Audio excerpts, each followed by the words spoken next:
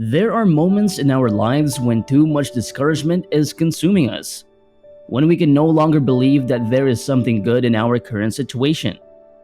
The enemy, as the Bible says, is there to kill, steal, and destroy us, our joy, our sense of purpose in life, our knowledge about God, and he plans to destroy our relationship with Him. If you are currently enjoying something, the enemy will put lies into your mind that will question your identity in God. One area of our lives that is usually being tested is our faith. The courage to believe in what God has planned for you even before the foundations of the world.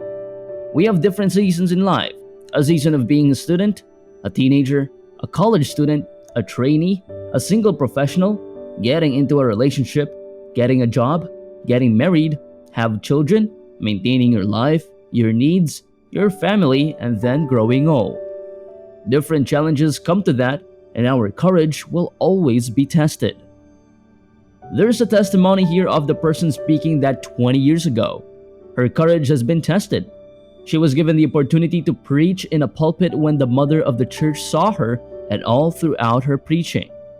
The mother of the church was just facing the wall, telling in her actions that she is not pleased to see this woman preaching in that pulpit. She felt rejected to the point that the image stayed on her mind for the last 10 years of her life. Her identity was being attacked. The enemy was attacking the area where she was called by God. That image allowed her to think that she is not qualified, entertaining the thoughts that she has been defeated. She cannot do anything more than but to quit, but to put herself down and believe in the lies of the enemy for 10 long years. Imagine that feeling. How long has it consumed her? Can you relate to this story? To her story?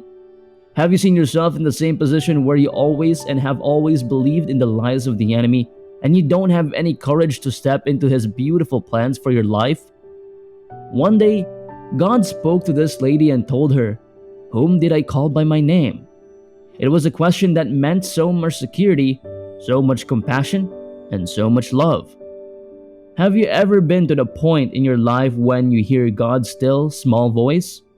When no one is there but you feel His peace, you feel His love, you feel that He is personally talking to you, encouraging you deeply that you can't do anything but to cry and just pour out your heart to Him? He always has His ways when there is no way. He is always near when we feel too distant from the world because of shame, because of that feeling of not being part of the circle, feeling left alone. Most of the time, we don't easily believe that God is really there. He has seen you, your situation, that nothing is hidden from Him. He is always aware of what is happening in your life. You have been entertaining all these lies from the past, but God is here again to remind you something. You are not forgotten. He has always been pursuing you, because His love for you is not based on what you can do for Him. It is always based on His grace and mercy towards you and me. Today, maybe at some point you are believing in something about what God is telling you, but there are days when you can help but entertain the unbelief. His grace will help us in our unbeliefs. In the Bible, there is a man who came to Jesus asking for help for the healing of his boy. He fell on his knees and asked the Lord, "I believe, Jesus. Help me with my unbelief." I believe that this is just a powerful prayer that can help him better submit areas of his mind into the lordship of Jesus Christ.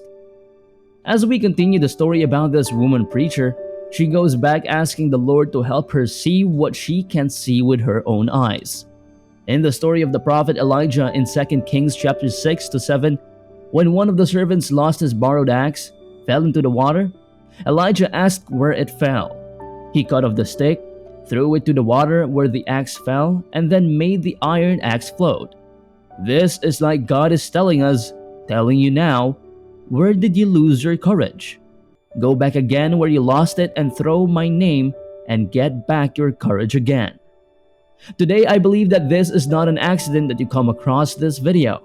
God has a message for you. He wants you to understand that He has never missed any season of your life. He has seen those moments when you feel rejected, when you had entertained wrong accusations of people about you, when you have hurt badly and mistreated. He has seen your tears and heard your cry. This woman preacher here has been working in a known hotel one day. God asked her to resign on her current job position. She was so confused because she is a single mother and the fear of rejection is slowly creeping in her thoughts and the story of the past is slowly being entertained on her mind. She asked God about it and wrestled with Him, pleading to Him. But one day, she just couldn't handle the situation when her boss asked her if there was something she could say to her. They went to her boss's office and she told her she is going to resign since that is what God is telling her to do. Her boss couldn't think of any reason why she should quit. She even said, "What kind of God would do that for you? Asking you to leave your work and asking her who could give her another opportunity like this." But no matter how confused she was, she still faced it and obeyed God's instructions to her. 3 days later, she is hired for this job opportunity in this church where she is currently serving for 20 years already. How good is that as a testimony? God knew it all along. He has called her to a greater purpose.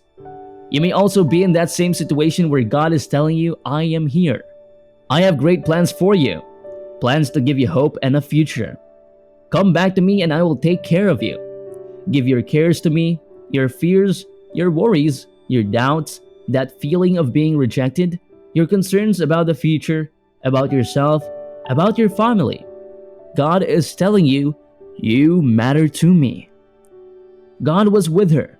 God is with you as well. He is with you in the mountaintop and the valley of your life. God is telling you now, "Have I not commanded you to be strong and be courageous? Because I am with you. Fear not, for I am with you. Do not be dismayed, for I am with you." He will never allow His word to return to Him empty and void without accomplishing its very purpose. In God, we can find the strength to face our trials, the giants around us, to walk on our waters of situations. We can face our fears, anxiety, and He has given us not the spirit of fear, but a spirit of freedom, the liberty to believe in God's work in our lives. In all things, God is working for us because we love Him and we are called according to His purpose. In this life, when God is the only one who has seen the future, we can believe that He will make all things new for us. We need to believe, to act, to continue declaring and confessing His words over our lives and see and wait how He will act. He is near. You are not forgotten. Be strong and courageous because God is with you. Hold on to that promise because the one who called you out of darkness is faithful and true. We praise you, Jesus. Thank you for being with us yesterday, today, and even tomorrow and to our future.